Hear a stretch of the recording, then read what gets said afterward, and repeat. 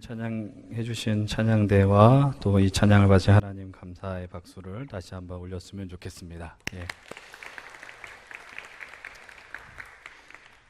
오늘부터 우리가 이제 새로운 말씀 시리즈를 연속 설교를 진행하려고 합니다. 마가시선으로 바라본 예수의 하나님 나라라는 주제로 마가복음 전체를 보면 좋겠지만 시간이 이렇게 여의치가 않죠. 그래서 마가복음 1장, 2장 말씀을 한 2달에 걸쳐서 나눠 보려고 합니다.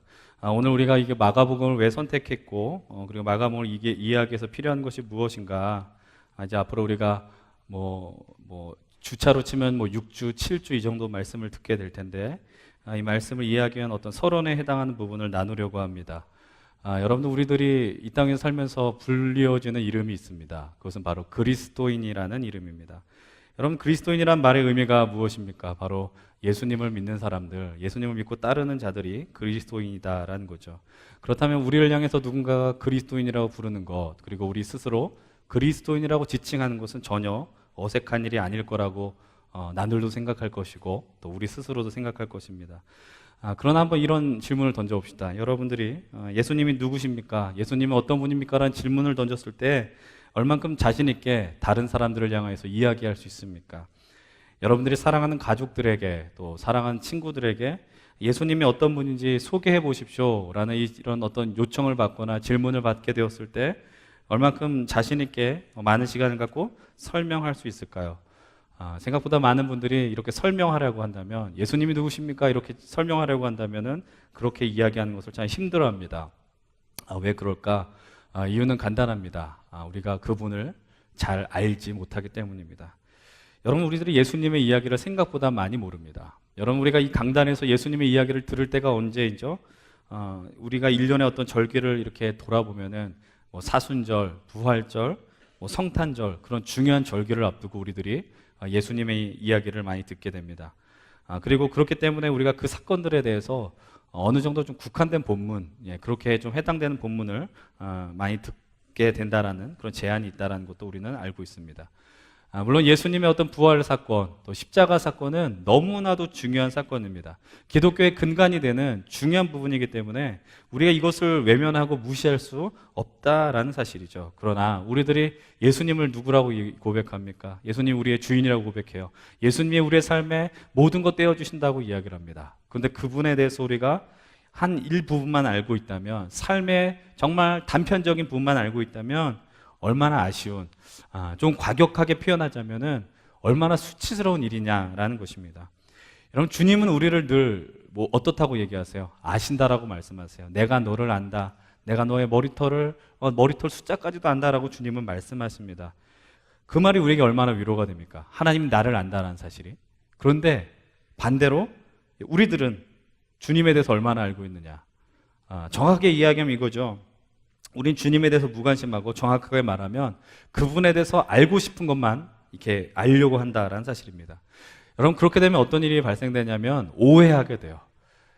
우리 이런 얘기 있지 않습니까? 코끼리, 앞을 보지 못하는 분들이 코끼리를 만졌을 때 이렇게 어떤 분들은 다리를 붙들고 이게 코끼리다, 어떤 분들은 코를 붙들고 이게 코끼리다, 어떤 분은 꼬리를 잡고 코끼리다. 각자 위치를 보면서 그것을 코끼리라고 막 이야기하는 것이죠.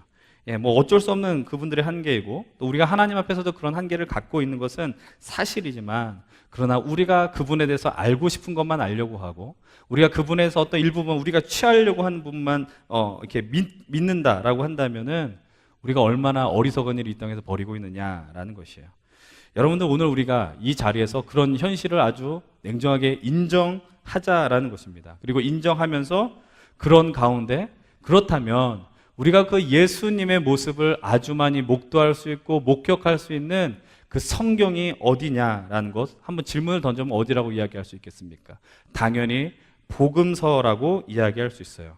예수님의 생애가 기록되어 있는, 그러니까 신약 성경 처음부터 네 번째 있는 책, 마태, 마가, 누가, 요한, 우리는 이것을 사복음서라고 이야기를 합니다. 하나님께서는 동일한 사건 속에서도 성령의 감동을 받은 그 각자의 사람들을 통해서, 그리고 공동체를 통해서 예수님의 생애를 기록하게 하셨습니다. 그리고 특별히 마태, 마가, 누가복음은 공통적인 관점이 있다 해서 우리가 그것을 공관복음이라고 부릅니다. 그에 반면에 요한복음 좀 약간 다르죠. 조금 더 영적인 부분들이 많이 가미가 되었습니다. 그래서 좀 성격이 다르고, 그래서 다른 복음서에 비해서 좀 성경을 읽어나가는데 좀 어려움을 호소하는 분들이 많이 있다라는 것이죠. 오늘 그런 가운데서 우리는 이 가운데 가장 먼저 쓰여진 복음서인 마가복음을 선택해서 우리가 믿는 예수님이 어떤 분이냐, 우리가 예수님을 믿는다고 하는데 그분이 어떤 분이냐를 우리가 조금이라도 짧게라도 발견하려고 합니다. 과연 그분이 어떤 일을 행하셨고 어떤 말씀을 하셨고 어떤 가르침을 하셨느냐라는 것이죠. 여러분들, 우리가 복음서를 여러분들이 혹시 읽으면서 발견하셨는지 모르겠지만 마가복음의 문체는 아주 좀 투박합니다. 이 문장 자체가 좀 투박하고 짧아요. 별다른 설명보다는 그냥 사건의 이 진술에만 좀 더 집중하고 있다는 겁니다. 왜 그렇게 기록이 되었을까? 다시 한번 이야기하자면 마가복음 제일 먼저 기록된 복음서거든요. 여러분, 초기 교회, 첫 번째 초대교회 분위기가 어떤 분위기였을까요? 예수님께서 부활하셨고요. 그 다음에 하늘나라로 가시기 전에 제자들에게, 그리고 예수 그리스도를 따르는 자들에게 하나님 나라 복음을 전했습니다. 그리고 마지막으로 전하셨던 말씀이 뭐예요? 너희들이 성령을 기다리라. 그리고 내가 올라간 그대로 너희들에게 어떻게 한다? 다시 올 것이다 라고 말씀해 주셨어요. 그것을 우리는 재림이라고 이야기합니다. 여러분, 초대교회 공동체는 어떤 공동체냐면은 재림을 기다리는 공동체였어요. 그것도 어떻게? 예수님이 오시는데 어떻게 오신다는 거예요? 곧 오신다는 거예요. 임박한 종말론이라고 표현하거든요. 그러니까 몇천 년 후에, 뭐 몇십 년 후에, 이것도 아니야. 언제 오실지 모르기 때문에 우리는 어떻게 해야 된다? 늘 그분의 오심을 대비하고 기다리고 있어야 된다라는 것입니다. 그래서 제자들이 그래서 어떻게 해야 될까요? 마지막에 전하시던 말씀이 뭡니까? 성령을 받고 예루살렘과 온 유대와 사마리아 땅끝까지 이르러 나의 증인이 되라. 성령을 받은 제자들이 무엇을 합니까? 이제 예수님의 이름을 전하기 시작합니다. 예수님의 그 행하셨던 능력을 전하게 해야 됩니다. 그래서 필요한 것이 무엇이었는지 아세요? 바로 이 기록된 말씀, 복음서가 필요했어야 된다라는 것입니다. 여러분들, 근데 그들에게 있어서요, 복음을 전하는데 시간이 많습니까? 없습니까? 시간이 별로 없다고 느꼈다고요. 왜 시간이 없다고 느껴요? 예수님이 언제 오실지 모르니까. 여러분들, 예를 들어서 예수님이 내일 온다고 생각해 봅시다. 여러분들, 근데 사랑하는 가족이나 친구에게 내가 예수님을 전해야 되는데 오늘 내일을 내가 시간이 없으니까 한 일주일 후에 전해야지, 보름 있다가 만나야지, 이렇게 되다 예수님 오게 된다면 어떤 일이 발생되는 거예요? 내가 그 예수님의 이름을 전하려고 했던 그 사람한테 영원토록 예수님을 전하지 못하고 우리는 새로운 세상을 맞이할 수밖에 없다라는 것입니다. 그럼 그들에겐 시간이 없었어요. 그래서 그들에겐 긴박한 이 어떤 예수님의 이야기를 전한 글이 필요했다라는 것이죠. 여러분, 그 시간에 뭐 그 글을 화려하게 기록할 여력이 있었을까요? 그래서 어떤 목사님께서는 이 마가복음 강해 설교집을 책 제목을 이렇게 정했습니다. 긴급한 복음이라고 정했어요. 정말 긴급했어요. 예수님이 언제 오실지 모르기 때문에 우리들은 예수님의 그 이야기와 예수님의 생애와 예수님이 우리를 향해 베푸신 것을 전해야 됐다라는 사실입니다. 여러분은 그 시대에도 긴급하게 전하야 하는 복음이었지만 오늘 우리가 살아간 시대에도 여전히 이 복음은 우리의 생명을 회복시키고 우리를 변화시키는 놀라운 말씀으로 오늘 우리 앞에 놓여 있다라는 사실입니다. 이제 우리가 이 마가복음을 통해서 예수님을 더 깊이 만나기를 원합니다. 정말 짧은 시간일지 모르지만 이 시간을 통해서 우리들이 말씀이 얼마나 중요한가, 말씀을 사랑하고 말씀의 능력을 경험하고, 여러분도 우리가 1, 2장뿐이 보지 않지만 여러분들의 삶 속에서 내가 예수님을 더 알기를 원합니다. 여러분 집으로 돌아가서 나머지 복음서를 다 읽고 예수님의 그 생애가 기록되어 있는, 하나님의 역사가 기록되어 있는 성경을 읽는 놀라운 일들이 일어나길 소망합니다. 바빠서 기도할 수 없습니다, 바빠서 성경 읽을 수 없습니다 라고 하는 말만큼 구차한 말이 없다라는 사실입니다. 여러분들, 우리가 앞으로 계속되어지는 어떤 연속 설교 말씀 시리즈를 통해서 우리가 성경을 좀 붙들고 사는 우리 잠실교회 청년들, 또 오브예배 참석한 우리 귀한 성도님들 되길 바라요. 말씀이 얼마나 중요한가, 여러분 오늘 계속해서 이 말씀을 통해서 우리들이 경험할 수 있었으면 좋겠습니다. 그렇다면 우리가 이 마가복음을 나누기 전에요, 첫 번째 좀 던질 수 있는 질문들이 있습니다. 그것이 무엇이냐? 바로 이 마가복음을 기록한 마가가 누구냐라는 것이죠. 의외로 여러분 신약 성경 읽다 보면요, 이 마가의 이름을 좀 자주 발견할 수 있게 됩니다. 여러분들 혹시 이런 한번 뭐 퀴즈는 아니지만 한번 질문에 대답하실 수 있을 거예요. 예수님께서 이제 승천하신 다음에 제자들에게 성령 받으라고 이야기를 했습니다. 그때 제자들, 특별히 120명의 사람들이 모여서 성령을 기다렸습니다. 그때 우리들이 찬양의 가사에도 있지만 어디에서 모였다라고 이렇게 기록되어 있습니까? 마가의 다락방이라고 이야기를 하고 있어요. 여러분들 우리가 흔히 사도행전 2장에 나오는 그 성령의 대망을, 그 성령의 강림을 기다렸던 장소를 마가의 다락방이라고 부릅니다. 많은 학자들은 초대교회 모임 장소를 마가의 집, 정확하게 이야기하면 성경은 이렇게 표현합니다. 마가의 어머니가 제공한 장소에서 모였다라고 이야기를 하고 있습니다. 우리 함께 좀 다른 성경을 다른 부분 한번 찾아보기를 원합니다. 사도행전 12장 이 부분을 보았으면 좋겠습니다. 사도행전 12장의 말씀, 제가 갖고 있는 신약 성경으로 208페이지에 있습니다.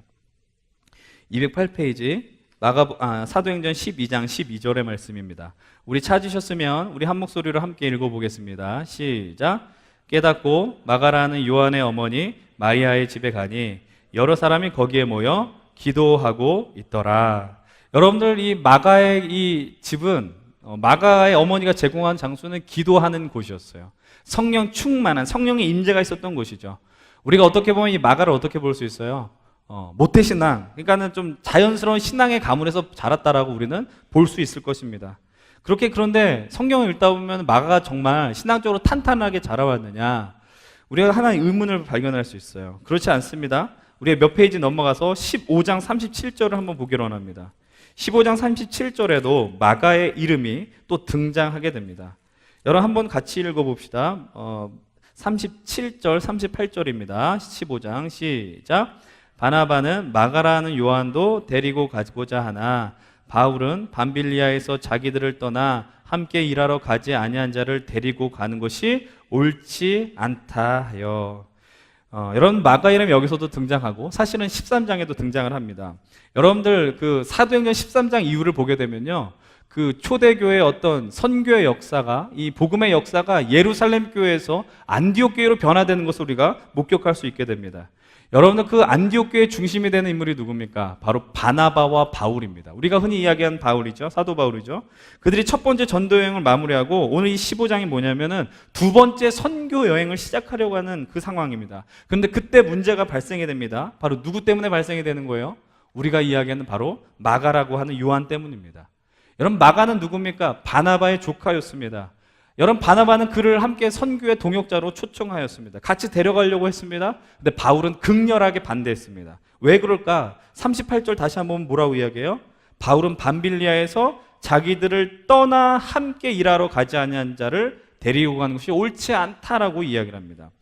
여러분들 첫 번째 사도행전 13장에서 첫 번째 전도여행이 시작될 때에 마가는 분명한 선교 멤버였어요. 동역자였어요. 근데 이유는 나와 있지 않지만 마가가 전도 여행을 하다가 너무나도 무책임하게 그 선교팀의 자리를 떠났습니다. 이탈했습니다. 그것이 바울에게는 큰 상처가 되었어요. 그리고 바울에게는 큰 괘씸죄에 걸렸다라고 우리가 이야기할 수 있을 것입니다. 바나바는 당연히 마가가 조카니까 품을 수 있었지만은 바울은 이런 무책임한 청년 내가 데려갈 수 없어라고 이야기했다라는 것이죠. 여러분들 그 이후로 사도행전에서는 마가 이름을 다시도 찾아볼 수 없게 되었다라는 것이죠. 그렇다면 이 마가가 선교 역사에, 기독교의 역사에 하나의 어떤 이렇게 장애물과 같이 남게 되었을까? 여러분들 그런데 그러니까 어떻게 이 예수님의 생애를 기록한 첫 번째 복음서를 기록한 저자가 될 수 있었을까? 여러분 다행스럽게도 우리는 다른 부분에서 이 마가 이름을 찾을 수 있습니다. 제가 읽어드릴게요. 어디서 볼 수 있느냐? 베드로전서 5장 13절입니다. 잘 들어보십시오. 택하심을 함께 받은 바벨론에 있는 교회가 너희에게 문안하고 내 아들 마가도 그리 하느니라. 여러분 베드로전서 누가 기록한 성경이죠? 베드로입니다. 베드로는 예수님의 수제자라고 우리들이 이야기합니다. 예수님 곁에 붙어 있었던 그 제자가 기록한 성경이 바로 베드로 전후서 성경입니다. 근데 그 베드로가 마가를 어떻게 표현하고 있어요? 내 아들이라고 표현하고 있습니다. 여러분들 마가의 삶이 어떻게 됐느냐? 우리 이것을 통해서 이렇게 추론할 수 있고 추측할 수 있습니다. 마가는 베드로의 선교의 동역자가 되었다는 거예요. 수행자가 되었다는 겁니다. 마가가 어떻게 베드로를 만날 수 있었을까? 이건 어렵지 않게 우리가 발견할 수 있잖아요. 초대교회 사도들과 제자들이 어디에 모였어요? 마가의 집에 모였다는 거죠. 서로 그들의 안면을 익혔다는 거는 뭐 우리가 어렵지 않게 유추해낼 수 있었을 것입니다. 여러분 근데 마가가 베드로와 함께하면서 경험하면서 어떤 일을 경험했을까요? 베드로가 전도를 합니다. 베드로가 기적을 베풉니다. 그런데 베드로가 사람들에게 복음을 전합니다. 근데 그 복음이 누구의 이야기겠습니까? 바로 살아 역사하시는 예수 그리스도의 삶입니다. 그 누구보다 옆에서 가장 예수님의 역사를 목도한 사람이 바로 베드로였다라는 것이죠. 여러분들, 그 베드로가 전한 이야기를 그렇다면 가장 많이 들은 사람이 누구였을까요? 당연히 이 옆에서 수행했던 마가였다라는 것이죠. 여러분, 고대 역사가 중 한 사람이 유세비우스라는 사람이 이렇게 기록합니다. 베드로가 훗날 성령의 이끌림에 의해서 로마로 복음을 전하게 되었습니다. 로마로 복음을 전하게 되었는데 베드로의 설교를 들은 청중들이 이 말씀을 한 번 듣는 것으로 만족하지 않았다는 거예요. 또 들려달라고 요청하는 거예요. 그러나 베드로는 그 자리에 머무를 수 없었습니다. 그래서 그때 베드로의 수행원이었던 마가를 향해 권면하는 것이죠. 당신의 선생이 베드로가 전한 이 복음을, 예수님의 이야기를 구전으로만 전하지 마시고 글로 남겨달라고 간청했다라는 것입니다. 그리고 탄생된 것이 무엇이냐면 바로 우리가 오늘 펼쳐보는 바로 이 마가복음이라는 거예요. 여러분, 제가 이 대목을 보면서 어떤 생각을 했는지 아십니까? 여러분, 저도 개인적으로 이 대목을 보면서 우리 이곳에 있는 하나님의 청년들이, 우리 귀한 성도님들이 말씀을 들으면서 한 번만 듣는 것으로 만족하지 말고 계속해서 이 말씀을 들려주십시오라고 요청하는 일들이 일어났으면 좋겠다는 생각을 해봤어요. 여러분, 하나님의 말씀이 우리로 하여금 어떤 역사를 합니까? 사람으로 하여금 떨리게 하는 역사가 있다고요. 여러분들, 설교 말씀을 들으면서 이렇게 흥분된 적 있으십니까? 여러분, 학개서 말씀을 보게 되면 이전에 개역 개정이 아니라 개역 한글에 보면은 백성들이 말씀을 보며 흥분했다라고 하는 표현이 나와 있습니다. 여러분들, 말씀 앞에 정직하게 서 있는 자들은요, 하나님의 말씀으로 떨게 되어 있습니다. 말씀이 나를 두렵게 하는구나, 이것이 아니라 그 말씀을 통해서 위대하고 어미하신 하나님의 영광을 목격하고 경험하게 된다는 거죠. 그 하나님의 역사를 알고 하나님을 알고 그러면서 우리가 이 땅에 그리스도인으로서 살아갈 담력을 얻게 된다는 것입니다. 여러분들 기억하십시오. 예수 믿고 사는 사람들이 어디에서 힘을 얻게 됩니까? 두말할 것도 없습니다. 우리가 이곳에 드리는 예배를 통해서 힘을 얻게 됩니다. 또 이곳에서 선포되어지는 그분의 역사를 들음으로 힘을 얻게 되는 것이죠. 여러분, 그렇기 때문에 우리가 이렇게 있을 수 없다는 것이에요. 처음에 이 마가복음을 선택한 이유에 대해서 짧게 언급했지만, 그러나 우리가 앞으로 이 말씀을 들으면서 정말 시편 119편에 나오는 말씀과 같이 말씀이 꿀송이보다 더 달구나라는 것을 우리들이 다 경험할 수 있었으면 좋겠어요. 여러분들, 그리스도인들이, 예수 믿는 사람들이, 성도들이 언제 행복한 줄 아십니까? 하나님의 살아 역사하는 말씀을 들을 때 가장 큰 기쁨을 누리게 되는 거예요. 여러분, 저도 이 말씀을 전할 때 가장 큰 기쁨이 있습니다. 행복감이 있습니다. 여러분들, 그런데 말씀을 전하는 자뿐만 아니라 듣는 자들도 이 말씀을 통해서 행복해지고 기쁠 수 있다는 것이죠. 우리가 좀 그런 고백할 수 있는 삶을 살기를 원합니다. 여러분들이 목사님, 내가 원하는 말씀만 해주세요가 아니라 정말 예수님이 어떤 일을 행하셨는지, 그분이 나를 위해서 무슨 일을 하셨는지 그것을 목격하고 그것을 깨달아질 때에 정말 참 기쁨을 누리는 역사들이 우리 안에 일어날 수 있기를 원합니다. 여러분, 오늘 말씀의 제목이 위대한 시작입니다. 물론 예수님의 이야기가 시작되기 때문에 위대한 시작이라고 정하기도 했지만요, 그러나 우리가 이 위대한 시작에 모두 좀 동참했으면 하는 바람이 있습니다. 우리도 이 말씀의 자리를 통해서 우리가 위대한 시작이 좀 더 경험되었으면 좋겠다는 거예요. 우리도 하나님 말씀을 보고 예수 그리스도의 삶을 바라보면서 위대한 시작을 경험해보자. 이 위대한 시작에 동참하기 위해서 마가복음을 시작하면서 우리들은 이 마가복음을 끌고 가는 그 중요한 키워드가 무엇이냐, 주제가 무엇이냐를 기억해야 됩니다. 이미 이 설교 타이틀, 이 시리즈 제목에 이 모든 것이 담겨져 있습니다. 바로 하나님 나라입니다. 여러분, 마가의 시선으로 바라본 예수의 하나님 나라, 여러분, 예수님께서 이 땅에 오셔서 가장 많이 전하신 말씀이 뭐예요? 하나님 나라라는 거예요. 여러분, 사도행전 1장에서도요, 예수님이 부활하시고 승천하시기 전까지 40일 동안에 제자들과 나눴던 이야기가 무엇이냐? 하나님 나라라고 분명하게 이야기합니다. 여러분, 하나님 나라가 무엇입니까? 하나님 나라는 하나님의 통치가 임하는 곳입니다. 여러분, 제가 설교하면서 이 하나님 나라라는 단어를 너무나도 많이 언급했는데, 하나님의 나라가 임하기 위해서 우리 삶 속에 어떤 일이 벌어져야 되느냐? 여러분, 나라를 이루는 3요소 이런 거 많이 아시지 않습니까? 국토, 국민, 주권 이렇게들 이야기하는데, 하나님의 백성이 살아가는 자리가 하나님의 영역 아니겠습니까? 그럼 그 국민은 누구예요? 바로 이곳에서 주님을 고백하는 우리들이 주님의 백성들이다라는 것이죠. 그리고 그분의 주권됨, 하나님의 율법의 말씀, 또 이렇게 기록되어 있는 그 능력의 말씀이 우리를 통치하는 놀라운 주권이 되더라라는 것이죠. 그리고 그것이 완전하게 구현된 곳이 바로 하나님 나라라는 것입니다. 마가복음 이런 내용이 담겨 있는 거예요. 처음부터 끝까지 하나님의 통치하심과 하나님의 나라에 대해서 이야기하고 있다라는 것입니다. 예수님께서 이 땅에 오셔서 가장 먼저 선포한 말씀이 무엇입니까? 여러분, 우리가 마가복음 1장을 다시 한번 봅시다. 마가복음 1장, 이제 우리가 한 3주째 볼 말씀이긴 하지만 14절로 15절의 말씀을 한번 보겠습니다. 마가복음 1장 14절 15절 함께 읽겠습니다. 시작. 요한이 잡힌 후 예수께서 갈릴리에 오셔서 하나님의 복음을 전파하여 이르시되 때가 찼고 하나님의 나라가 가까이 왔으니 회개하고 복음을 믿으라 하시더라. 하나님의 나라가 가까이 왔다는 거예요. 이것이 그분의 중요한 메시지였습니다. 핵심 메시지였습니다. 그리고 예수님의 가르침 중에 우리가 잊지 못하는 가르침이 있습니다. 비유, 씨 뿌리는 비유, 4가지 땅에 떨어지는 그 씨의 비유가 있지 않습니까? 또 겨자씨의 비유가 있습니다. 등불 비유가 있습니다. 여러분, 그 모든 비유의 그 원인이 무엇입니까? 바로 하나님 나라라는 거예요. 제자들의 시선에 이 하나님 나라가 무엇인지 설명하기 위해서 비유의 말씀을 전하셨다는 것이죠. 그리고 마가복음 맨 마지막을 장식한 내용 역시도 하나님 나라의 이야기를 하고 있습니다. 독을 마셔도 죽지 않고 하나님 백성들이 방언을 하며 병고침의 역사가 일어난다. 이 하나님의 나라의 이야기를 마가복음 전반에 걸쳐서 이야기하고 있다는 것이죠. 여러분들 다시 한번 말씀드립니다. 하나님의 나라는 하나님의 통치가 임하는 곳이라고 했습니다. 하나님의 역사심, 일하심을 경험할 수 있는 곳입니다. 여러분, 그렇다면 그것을 하나님, 성부 하나님께서 누구를 통해 이 땅에 경험하게 하셨을까?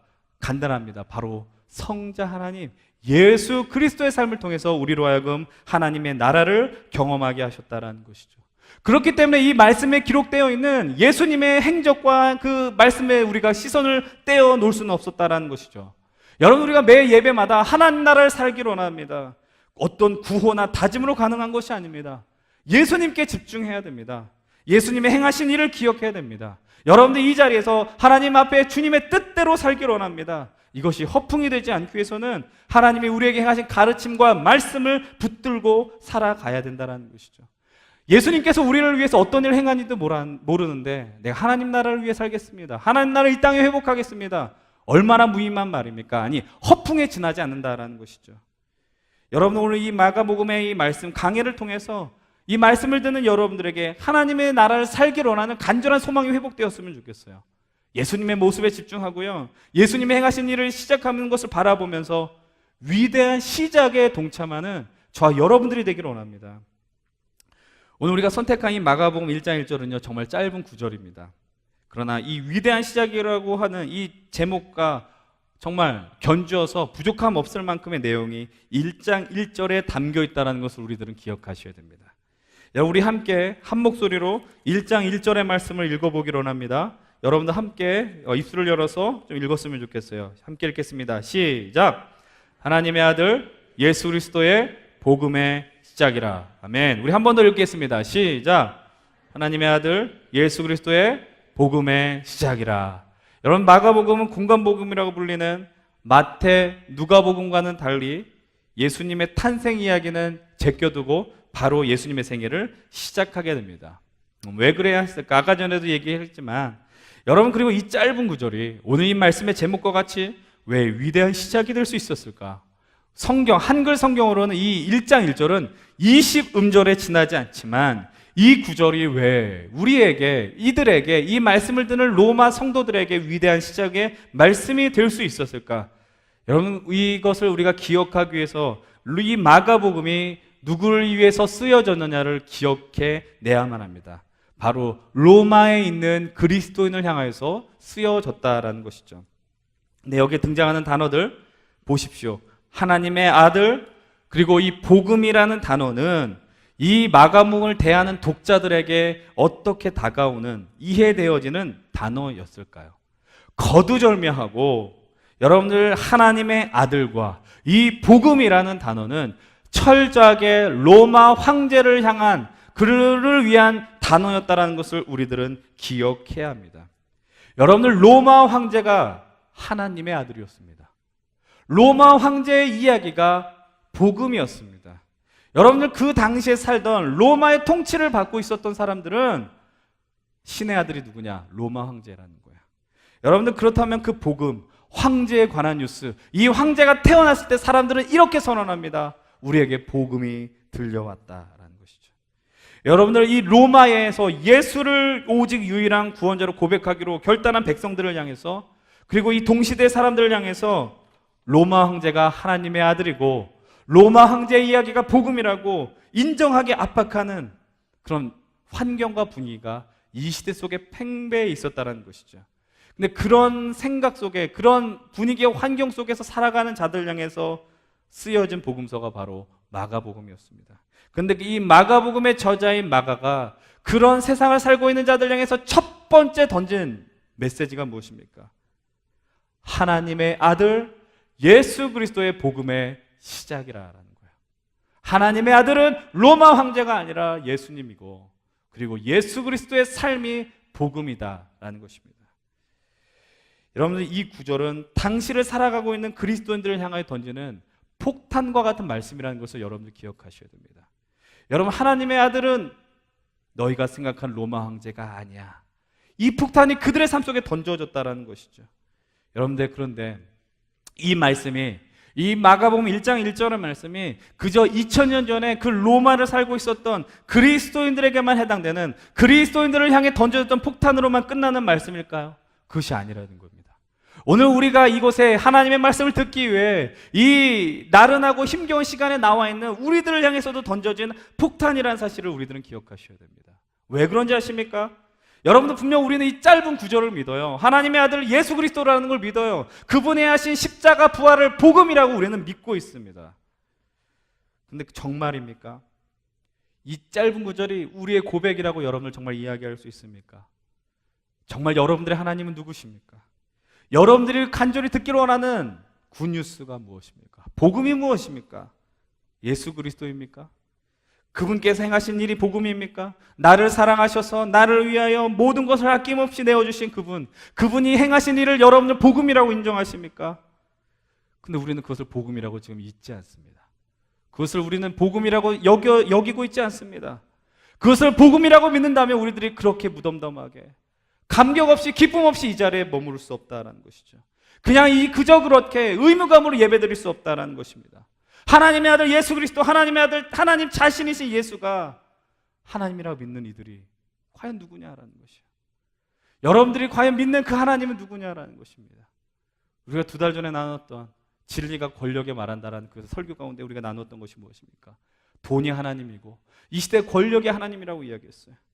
여러분, 사람들이 그것을 획득하기 위해서 얼마나 많이 애쓰고 있습니까? 그리고 그것을 획득하는 것을 복음이라고 이야기합니다. 물론 우리들은 그것을 복음이라고 입술로는 이야기하지 않습니다. 그러나 우리 가슴 깊은 곳에서는 그것이 우리가 가장 듣기 원하는 소식이라고 원하고 있다는 것이죠. 복받는 이야기, 성공하는 이야기, 내 삶에 실질적으로 도움이 될 만한 이야기만을 이 강단에서도 듣기 원한다는 것입니다. 정말 아닐까요? 제가 너무 시니컬한 겁니까? 근데 그렇지 않아요. 이것이 우리의 현실입니다. 아니, 이 한국교회, 조국교회의 현실입니다. 그리고 진정으로 복음에 대한 이야기를 나누게 되면 사람들은 더 이상 복음에 대해 귀를 기울이지 않습니다. 왜 그럴까요? 왜냐하면 그 이야기는 오늘 이 시대를 살아가는 나하고는 상관이 없기 때문입니다. 예수님이 십자가에 달리신 것이 내 취업과는 상관없기 때문입니다. 예수님께서 나를 위해 부활하셨다는 그 사건은 오늘 내가 결혼하는 거에 하등 문제가 없다고 생각하기 때문입니다. 여러분들이 교회 안에서, 이 강단 안에서 하나님의 아들 이야기가 사라진다면, 복음을 복음되게 나누지 못하게 될 때 어떤 일이 벌일지 한번 상상해 보셨습니까? 특별히 이곳에 있는 청년 여러분들께서 교회 소위 말하는 중직자들이 되는 10년, 20년 뒤에 한국교회가 진정한 이 복음의 이야기를, 하나님의 나라의 이야기를 회복하지 않는다면 교회는 더 이상 교회의 역할을 감당하지 않을 것입니다. 교회는 그냥 사람들이 지성집단, 좋은 이야기만을 듣기를 원하는 사람들로만 가득하게 될 것입니다. 여러분, 지금 이 시대 하나님의 말씀이 말씀되지 못하며 기준이 되지 못하는 이 시대 속에서, 하나님의 말씀을 붙들며 사는 것에는 전혀 하등 관심 없는 이 시대 속에서 말씀 나와 상관없는 것이고, 그렇게 된다면 분명 하나님께서 이 한국교회에 부어주신 이 영광의 역사를 거두어 가실 것이 분명하기 때문이에요. 여러분들, 2주 전부터 우리 청년들은 북한 선교학교 약 30여 명의 청년들이 함께 그 선교 강의에 참여하고 있습니다. 정말 좋은 교수님들, 또 목사님들의 이야기를 들으면서 좀 더 많은 청년들이 함께하지 못한 것이 제겐 정말 아쉬운 것이 되었어요. 단순히 북한에 관심이 없어서 참여 안 합니다, 이런 것을 떠나서 앞으로 미래 시대를 살아가는 우리들이 왜 이런 것에 관심이 없을까, 좀 이런 안타까움이 있었습니다. 근데 어저께 한 교수님의 강의를 들으면서 제가 그 이야기를 들으면서 너무나도 섬찟한 생각을 하게 되었습니다. 그 교수님께서 어떤 이야기를 하셨느냐, 북한 교회에 대한 이야기를 나누셨습니다. 여러분 아마 들어보셨을 거예요. 북한에도 교회가 있다는 사실 아시죠? 칠골교회와 봉수교회라는 두 가지 공인된 교회가 있습니다. 당연히 그곳에는 온전한 예배가 드려질 리 없습니다. 그곳에 선포되어진 그 말씀이 진실된 말씀일 리는 없을 것입니다. 저도 그렇게 생각했습니다. 저도 그곳에서 있는 이들이 북한을 선전하는 가짜 교회고 이렇게 그냥 간주하고 말았습니다. 그런데 그 교수님의 그 강의 속에서 나왔었던 이야기가 무엇이냐면은 분명 그들은 진실로 하나님을 예배하느냐 그것은 아닐 것이다. 그러나 그곳에 앉아 예배하는 자들이 누구냐? 바로 동방의 예루살렘이라고 불렸던 평양 그 북쪽 그곳에서 믿음의 신앙의 뿌리를 물려받은 기독교 집안의 사람들이었다라고 이야기를 했습니다. 그들의 조상들이 예수님을 믿었었던 사람들이다라는 것이죠. 근데 세월이 지나면서 그들에게 하나님의 말씀이 들릴 기회는 사라졌습니다. 예수 그리스도가 누군지 모세가 누군지 뭐 이런 성경 이야기를 들을 기회는 사라졌다라는 것이죠. 아니 금지되었다라는 겁니다. 그래서 그들에게 남은 것은 무엇이냐면은 우리 집안이 기독교 집안이었다라는 것이에요. 우리 부모님이 목사 집안이었고 우리 집안이 예수님을 따르는 집안이었다라는 것만 남아 있었다라는 것입니다. 그래서 그들에게 성경을 물어보면 그들은 대답을 하지 못한다는 것이죠. 모세가 누굽니까? 다윗이 누굽니까? 이런 것에서 대답할 수 없다라는 것입니다. 그들이 누구의 감시를 받아서 대답을 못하는 것이 아니라 그 오랜 세월 동안 하나님의 말씀을 듣지 못해서 성경 이야기를 듣지 못해서 주님이 하신 역사를 잃어버리게 되었다라는 것이죠. 근데 이 이야기를 듣는 순간에 이게 과연 북한만의 이야기일까라는 질문을 던졌습니다. 전 너무 두려웠어요. 아니라는 거예요. 이 얘기는 북한의 이야기가 아니라 바로 오늘 우리 이 시대를 살아가는 우리들의 이야기라는 거예요. 이 땅에는 그리스도인들의 이야기라는 겁니다. 여러분들 앞으로도 우리는 이런 질문을 받게 될 것입니다. 당신은 그리스도인입니까? 물론 예스라고 이야기할 것이죠. 아마 그렇게 지금에도 이런 질문을 던질 때 저는 그리스도인입니다 대답할 수 있는 사람은 거의 1000만 명 가까이 될 거라고 생각합니다. 뭐 얼마 전 통계해 보니까는 매 주일마다 교회 나오는 성도들 뭐 500만 왔다 갔다 뭐 이런 이야기도 있습니다. 아마 더 아래일 수도 있습니다. 앞으로 숫자는 더 적어질지 모릅니다. 그러나 여전히 많은 사람들은 자신의 종교를 조사하면 분명 기독교라고 개신교인이라고 그리스도인이라고 말할 것입니다. 하나님을 잘 알지도 못하면서 예수님이 누군지도 모르면서 그들은 나는 그리스도인입니다라고 분명 적어낼 것이라는 것입니다. 복음이 무엇인지도 알지 못한 채 그렇게 적을 거라는 거죠. 그리고 20, 30년이 지나면 오늘 북한의 성도들과 같이 우리는 기독교 집안이었지. 근데 하나님의 말씀이 뭐가 있었지? 어떤 질문을 해도 대답하지 못할 그런 비참한 시대가 올 거라는 걸 생각해 보니까 너무 섬찟했어요. 마음이 아팠습니다. 사랑하는 우리 청년과 우리 성도 여러분들, 오늘부터 우리가 시작되는 마가복음의 이야기를 통해서 우리가 회복해야 되는 것이 무엇입니까? 예수님이에요. 예수님의 삶이에요. 예수님의 이야기입니다. 예수님께서 무엇을 하셨는지, 성자 하나님께서 인간이 되어서 성육신 하셔서 무슨 일을 하셨는지, 하나님 나라가 과연 어떤 나라인지 우리들은 발견해야 됩니다. 처음에 말씀드렸던 것처럼 마가복음 가장 짧은 복음서입니다. 우리가 이 짧은 복음서 가운데 1장, 2장 2달에 걸쳐 말씀을 나누지만 그래봤자 보는 거 2장 전체 다 못 볼지도 모릅니다. 그러나 우리는 이 시간을 통해서 우리들이 예수님이 하나님의 아들이라는 사실을 기억해 내야만 합니다. 그리고 그분의 이야기가 그분께서 우리를 위해 행하셨던 그 일들이 2000년 전에 어떤 그 텍스트 안에 가두어진 사건이 아니라 오늘 우리를 변화시키며 우리를 살리는 위대한 말씀이라는 것을 우리는 고백할 수 있어야 됩니다. 그리고 그것이 진정한 복음이라는 것을 고백할 수 있어야 됩니다. 복음을 오해해서는 안 돼요. 복음은 여러분들이 듣기 원하고 발견하고 싶은 것만 보는 것이 복음이 아니라는 겁니다. 여러분, 하나님께서 우리에게 원하시는 것이 무엇일까요? 잘 되는 거, 성공하는 거 기뻐하실 것입니다.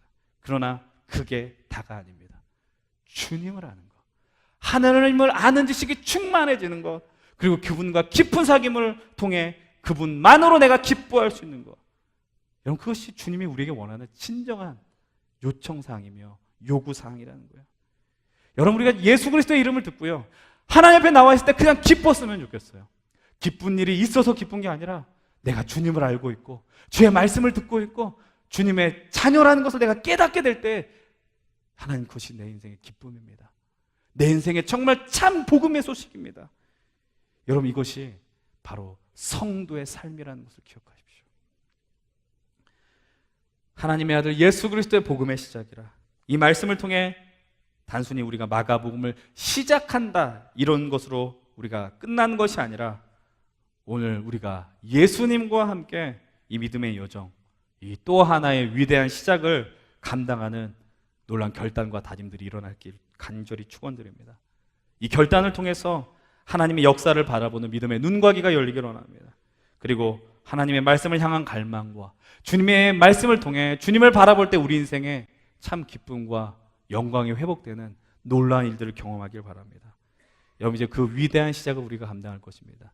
이 위대한 시작에 함께 마음을 열고 눈을 열고 귀를 열어 주의 영광을 볼 수 있는 우리 잠실교회 믿음의 형제 자매들과 우리 성도님들 길 주의 이름을 간절히 축원드립니다. 기도하겠습니다.